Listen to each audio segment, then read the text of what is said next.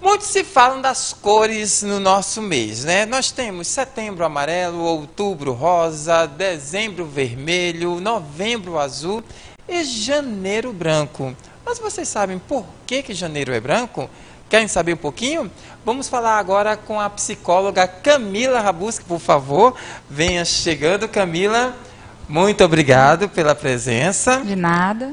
Seja bem-vinda, Camila. Chegando, né? Porque eu acho que a gente conversou ontem, não foi isso? Fomos uma conversa ontem para falar um pouquinho sobre janeiro branco. Vamos começar sabendo o que é o janeiro branco, o que significa a terminologia janeiro branco. Isso mesmo, Caco. E assim, topei de imediato porque para falar de saúde mental a gente não pode ter esse negócio de amanhã ou depois de amanhã, né? Falar de saúde mental tem que ser todos os dias. E existe muito esse mito de, não pode ter blá, blá, blá. A gente fala, psicólogo, que na saúde mental tem sim que ter blá, blá, blá, mimimi, tem que se conversar sobre isso. O Janeiro Branco, ele nasceu em Minas Gerais, em Uberlândia, pelo psicólogo chamado Leonardo Abraão. Então, ele estava reunido com um grupo de outros psicólogos em 2013 e pensou, existe Outubro Rosa, existe Novembro Azul, existe Setembro Amarelo, mas não existe um mês para a gente falar da conscientização da saúde mental. Não com foco na doença, mas ensina a saúde, falar dos benefícios de se cuidar. E aí foi dessa forma que em 2014 ele resolveu dar as caras, né, como a gente fala, teve coragem e lançou essa campanha aí que hoje é mundialmente conhecida. O mês de janeiro foi escolhido por algum motivo especial ou foi apenas por ser o mês de janeiro? Foi escolhido tanto o mês como a cor por algo especial. Ele fala que em janeiro é a hora que a gente realinha as ideias, né? Quando a gente conversa sobre nossos planos, sobre metas, objetivos. Então, por que não parar em janeiro para pensar na saúde mental? A gente fala muito que é de janeiro a janeiro, mas em janeiro é quando a gente consegue mobilizar todos os psicólogos do país inteiro para que a gente fale sobre isso. Então, foi no início do ano, pensando nisso, em começar o ano bem, pensando no nosso bem maior, que é a saúde mental. E geralmente é o mês onde nós estamos mais fortes, né? Eu acho que é o mês que nós temos aquele lance de dizer assim, as promessas do ano, né? Que você finaliza o ano dizendo assim, não, próximo ano eu vou parar de tomar refrigerante, próximo ano eu vou parar de comer doce, eu vou entrar na academia e tal. Parece que janeiro tem essa força de ser algo de iniciar, né, para fazer. Camila, a nossa sociedade, ela está doente? Olha, a sociedade como um todo, o mundo inteiro, está adoecendo, né? Segundo a Organização Mundial de Saúde, fala que até 2021 a depressão vai ser a doença mais incapacitante do mundo. Através de estudos, dos próprios atendimentos, de conversa com outros psicólogos, eu acredito que 2021 já chegou. A depressão já está no nosso dia a dia, já é uma realidade. E hoje, quando a gente conversa e pergunta assim, você conhece alguém que já passou pela depressão? A pessoa sempre responde, ou eu mesma passei, ou conheço alguém que já passou. Antigamente não, antigamente era um conhecido de fulano, de ciclano, toda aquela história, né? Hoje não, a pessoa é muito próxima. Então a gente já está adoecendo sim, e a depressão já está se tornando a doença mais incapacitante do mundo. Se você está aí em casa, pode mandar perguntinha, tá certo? Pode mandar aí alguma pergunta, algum questionamento, ou se quiser compartilhar algum momento aí para vocês. Eu queria mandar um abraço para Luciano Marques, lá do Rio de Janeiro. Obrigado aí pela audiência. O Gustavo Rodrigo, como eu já falei, lá do Acre. Tem a Larissa, que disse que estava doida para ver a Camila. A Larissa já está aqui, Larissa, para bater. Camila, a depressão ela tem várias faces, ela pode se apresentar várias faces, porque geralmente as pessoas associam alguém depressivo àquela pessoa melancólica, chorona, chorosa, jogada ao canto.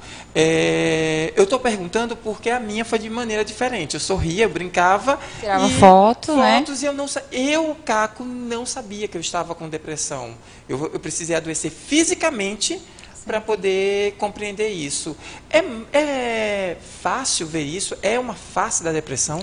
Antigamente era mais fácil mesmo, porque as pessoas ficavam tristes, já demonstravam, né, não queria sair de dentro do quarto, se trancava, então as pessoas já identificavam, até as pessoas leigas conseguiam ter esse olhar. Hoje não, hoje a depressão é um pouco disfarçada, é tanto que tem os casos dos comediantes.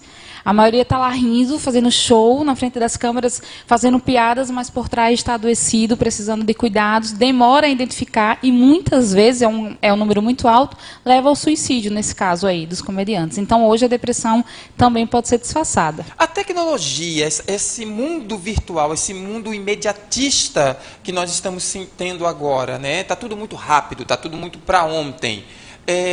Isso não é prejudicial também para esse processo do adoecer mentalmente? Sim, o padre Fábio de Mello fala muito sobre isso, né? Ele até ia desativar a conta. A gente coloca no Instagram muito o que a gente está sentindo positivamente naquele momento. Mas não quer dizer que a gente não tenha momentos de tristeza, que tem uma hora que quer ir para um local e não pode ir financeiramente. Mas isso não é postado. Eu não coloco essas dificuldades. Então, quem está do outro lado só vê o mar de rosas, só vê coisas boas. E aí, quando você se coloca numa situação desconfortável e diz, nossa, Caco tem aquilo, eu não tenho, e aí sem perceber o adoecendo. E outra coisa, as pessoas não estão preparadas para comentários negativos. Então, é muito bacana quando a gente está ao vivo e várias pessoas colocam comentários positivos. Mas se de repente entra alguém e critica, até que ponto estamos preparados emocionalmente para lidar com essa crítica, né? A gente não tem educação emocional. Então, por isso que há tanto adoecimento. O outro, ele não pode criticar. A gente fala que eu aceito a crítica construtiva, mas, na verdade, a maioria da população não aceita essa crítica construtiva, não está preparada.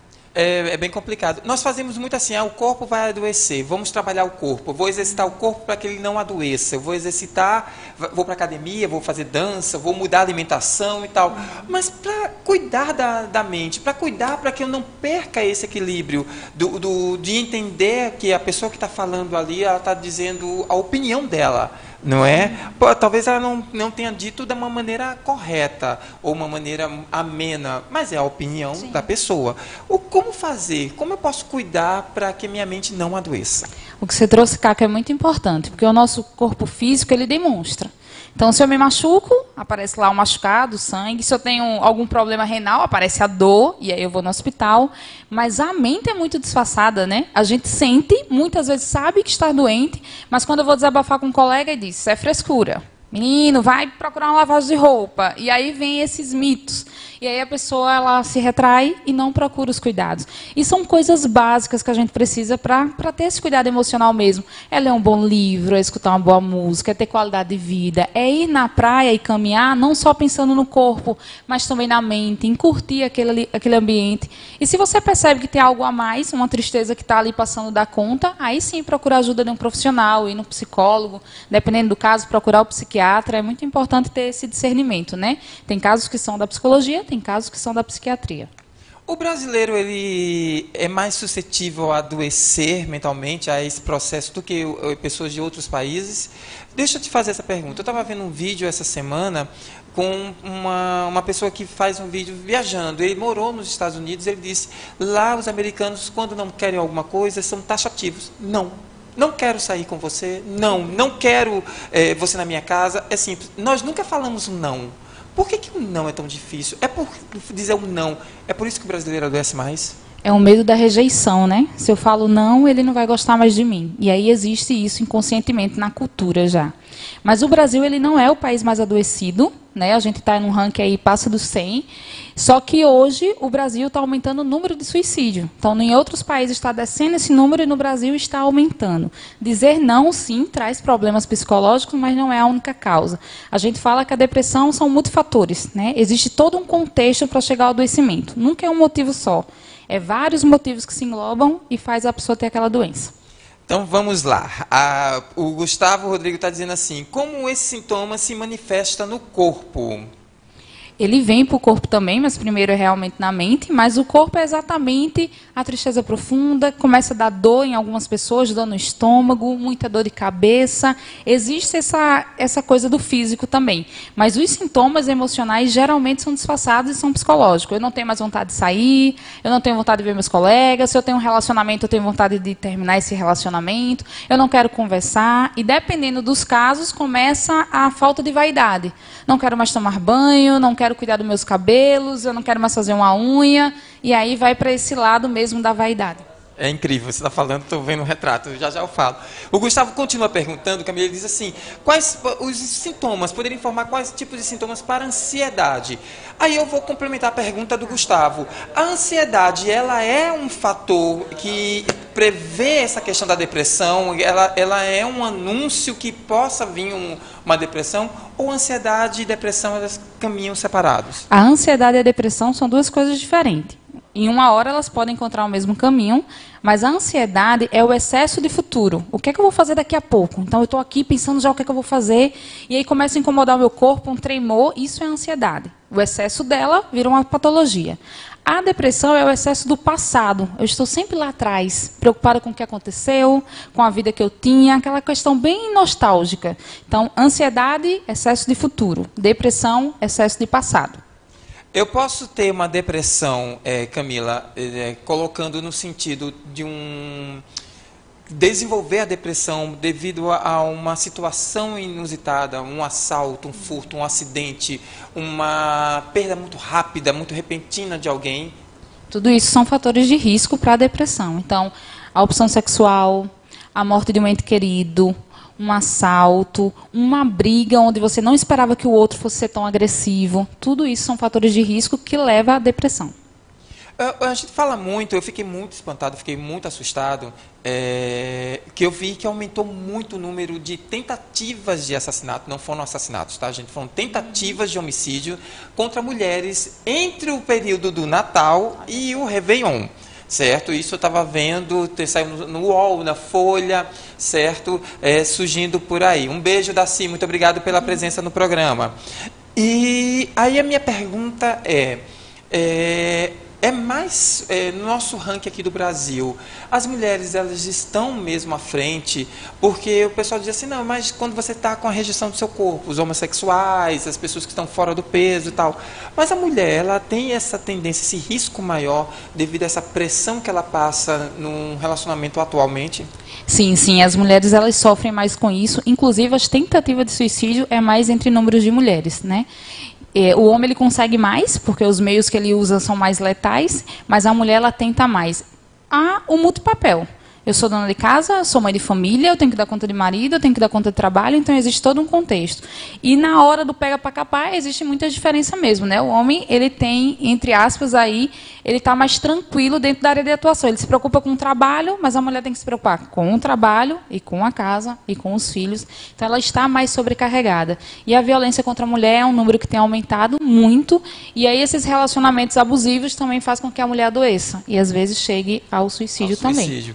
O Luciano Marques está dizendo, a depressão, mesmo com tratamento, te acompanha ao longo da vida, mesmo que seja num grau mínimo. Aí eu vou estender a pergunta dele, tá? E aí falo para todo mundo sabe que a minha vida é um livro aberto. Amanhã, dia 8, completa um ano de uma tentativa de suicídio que eu tive, que eu tentei por um alto grau de desespero da depressão.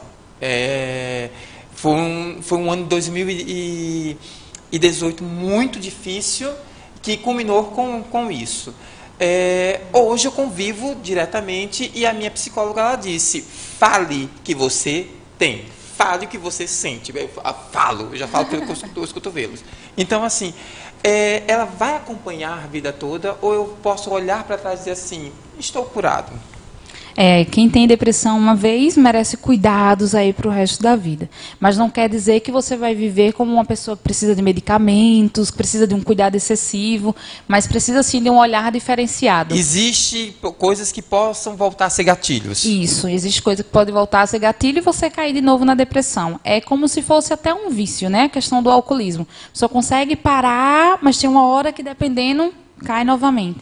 Então, quem teve depressão tem que ter esse cuidado, mas não quer dizer que ele não vá viver bem, mesmo tendo a doença um tempo atrás. Muito bem. A Nirley Santana está dizendo, na menopausa, aumenta o risco de ter depressão?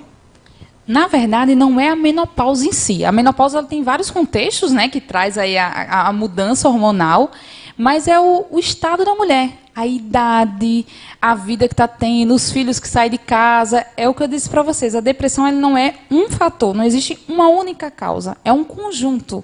E esse conjunto tem proporção de muitas vezes a mulher estar na menopausa. Vamos tomar agora aquele cuidado. Eu posso estar triste durante algum tempo e não ser depressivo, apenas estar passando por uma tristeza profunda. E tem que sentir tristeza, né? Acontece muitas vezes alguém perdeu um ente querido, está sofrendo e chega um colega e diz, não, não chore, é assim mesmo, todo mundo passa por isso. Epa, peraí, eu gostava da pessoa, eu estou triste, eu tenho que chorar.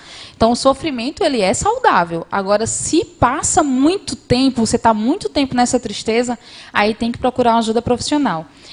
Tem uma coisa muito interessante. A Larissa, ela é colaboradora, tá, do Janeiro Branco, está ajudando aí nas ações, e ela trouxe falar a melhor solução. O que acontece na humanidade? Quando a gente está muito triste, alguém chega e bate no nosso ombro e diz assim, Caco, não fala para todo mundo não, as pessoas não querem saber, elas não Existe vão... muita mosca perto de você. Elas não vão te ajudar, elas vão gostar de saber que você está triste, fica na tua. Aí tá, aí Caco está muito feliz, ganhou alguma coisa boa, a audiência aumentou, uma coisa positiva, é a mesma coisa. Caco, não fala muito não, a inveja tem Facebook, né? Eles até brincam com isso. Gente, eu não posso falar em nenhum momento. E aí o não falar traz adoecimento. Se você está triste, não pode falar. Se está feliz, não pode falar. E aí isso vai virando aí uma doença, né? Vai piorando. O Gustavo está perguntando, os remédios antidepressivos realmente engordam? Isso é uma preocupação de muitos. Tem duas preocupações. Se os remédios engordam e se vai ficar dependente a vida toda daquele medicamento. É mito, né? Depende do seu organismo. Alguns organismos, sim, vai fazer o medicamento, você vai engordar. E não vicia, tá? Os psiquiatras, eles hoje passam tratamentos com começo, meio e fim. Eu tomei meu medicamento, tá, gente? Tomei mesmo. Fiquei, não podia beber por conta do medicamento, tudo. Inclusive, até se eu fosse tomar um medicamento para dor de cabeça, tinha que saber qual era, porque era um tratamento. Mas depois que passou, tô tranquilo, tomo o meu vinho, não engordei. Não engordou? Não engordei, tô do mesmo jeito. Cara, eu queria fazer uma pergunta para a diretora. Vamos lá, diretor. Eu gosto quando... Diretor, por que você no meu programa nunca abre a janelinha para ficar a gente aqui só faz da Valentina, hein? Não é? Porque eu esqueci hoje. Vou ficar depressivo agora. Meu Deus, não. Pode perguntar, diretor. Vou perguntar a sua voz para vocês aí. Tocando nesse assunto aí do medicamento que engorda, né? Que ela falou que era mito, né? E eu, de certa forma, concordo também, porque nós sabemos que tendo um pouco de conhecimento de nutrição, que a gente sabe que engorda é o acúmulo de energia no corpo. As calorias, os carboidratos, né? O medicamento, não sei se tem isso, se é isso que faz engordar. Ele engorda ou ele incha, ele acumula líquidos, né? No corpo? A pergunta é essa. Porque o medicamento, para mim, não engorda. O medicamento não tem caloria nenhuma, né? Como é que o medicamento poderia engordar você? Ou ele só acumula líquidos? Bem observado, acumula líquidos. E aí acontece também com anticoncepcionais, que as mulheres acham que engordam muito, mas na verdade está acumulando líquido e depende do seu organismo. Tudo é reação do organismo. E até a pílulazinha azul dos homens também podem causar. Exatamente. Falando sobre a situação do que faz você se sentir bem, eu olho para mim quando eu não vejo um bronzeado, a marca da sunga, né? A famosa marca da sunga, eu me sinto doente. É incrível, a barba branca demais, eu me sinto doente. Quando ela está assim, tá ótimo para mim, mas se ela ficar toda branca, eu me sinto doente. Aí eu me sinto mal. Então eu dou uma olhada, mudo o meu aspecto e vejo. Aí eu peguei esse livro aqui, tá, gente? Porque ela vai falar, a Camila, pode pegar ela, Camila. Porque eu queria saber o que faz você mover, qual é aí aquele calcanhar, né? Aquele ponto que fez você pesquisar, sair e que fez você chegar agora no nosso Janeiro Branco. Quem escreveu esse livro é o Leonardo Abraão, o psicólogo idealizador da campanha, né, de Uberlândia. E eu tive a oportunidade de encontrar o Leonardo 3 vezes aí desse Brasil afora. E mês passado ele esteve em Pitangui, que é da onde eu sou, né? Ele esteve na praia de Pitangui, e eu pude conhecer ele melhor ainda, pessoalmente. E falei para ele, né? Agora eu vou propagar mais ainda o Janeiro Branco, porque eu conheci a história, o porquê, o lado humano mesmo. Sem sombra de dúvida, a campanha Janeiro Branco traz muita visibilidade para nós psicólogos, mas existe uma causa, sabe? Existe um porquê. Então, o Leonardo Abraão indico demais para educadores, professores, psicólogos, psiquiatras, porque ele traz aqui todo um estudo, um levantamento da promoção da vida. E ele traz aqui, ele defende, né, que 90% dos suicídios são evitáveis. Então, assim, a gente precisa estudar mais sobre isso, precisa informar mais sobre isso, porque tem solução. E uma frase que ele utiliza muito é: sem psicoeducação não vai ter solução. Então, a gente tem que psicoeducar o pessoal. E é isso que a gente vai fazer nesse mês de janeiro. Que maravilha. Então vamos falar um pouquinho sobre esse mês de janeiro, né? O André está perguntando só, o André é nosso parceiro aqui, sempre está falando se existem alimentos que ajudam no tratamento da depressão. A gente indica muito os alimentos leves, né? Porque quando a gente tá lá, a massa, o carboidrato, essas coisas, ela dá energia por um tempo, depois vira ressaca. E tem que tomar cuidado para não virar gatilho para comer, de fuga, né? A de fuga, exatamente. Tem o gente, pessoal que vai pro brigadeiro. Então, existem essas fugas. Eu recomendo, se for para fugir, vá olhar o mar. Que é maravilhoso. É terapêutico, é um lugar maravilhoso e se você for concentrado ali para olhar para o horizonte, vai vir muitos insights, muita coisa boa, né? Ainda recomendo agradecer, olhando para o mar. Nós temos umas imagens aí foi do evento passado, Isso, né? do Lá ano no Parque passado. das Dunas, lá no ano passado. Coloca aí, diretor, para a gente, por favor, as imagens. Essas imagens aí que acontecem, na verdade vai acontecer agora, dia 11. Dia 11 vai acontecer uma parada no Midway, às 15 horas, onde estou contando com a ajuda de organizadores, a Larissa, a Natália, a Paula Azevedo, o Kelvin, e assim, tem muitos psicólogos envolvidos, tá? Esse nome que eu citei que estão mais próximos. E aí no dia 25 também no Parque das Dunas, repetindo o sucesso do ano passado, e dia 18 na praia de Pitangui, com a comunidade Legal. de lá. Aí dia 11 agora vai ser em que parte lá do Midway? Dia 11 a gente vai ali para aqueles sinais, bem na frente mesmo, pegando o Bernardo Vieira. E a gente vai estar lá com faixas, quem cuida da mente, cuida da vida. Vamos falar sobre saúde mental, vamos ter a chance de conversar com quem está próximo. E também cantar uma linda canção que foi feita pela Geisa Cabral, psicóloga de Extremóis. Ela fez uma canção maravilhosa, quero trazer ela aqui, viu? Com certeza. E aí ela fala muito de saúde mental e essa música é perfeita, vai estar na ação. Muito bem, então pode trazer ela aqui, preparar, porque na semana que vem nós vamos, toda a equipe aqui do Toma Lá da Caco, juntos no canal, fazer um jogo especial, não é isso? Isso mesmo, Janeiro Branco, cuidados com saúde mental, e nós também precisamos nos cuidar. E para isso vamos jogar MyPath, que é um jogo de autoconhecimento, para que a gente consiga falar da gente mesmo. E você pode participar ao vivo aqui conosco, tá certo, gente? Então fica ligadinho aí para poder participar juntinho conosco. Vamos para o intervalo comercial. Camila, muito obrigado. Até semana que vem aqui juntinhos, tá certo? A gente vai faturar agora, que é importante. E na volta, eles estão aqui com tudo e não estão prosa. Os dois vão falar o que pensam, o que não pensam. E a Camila volta pro Deu Hit, Deu Flop. Roda o VT aí.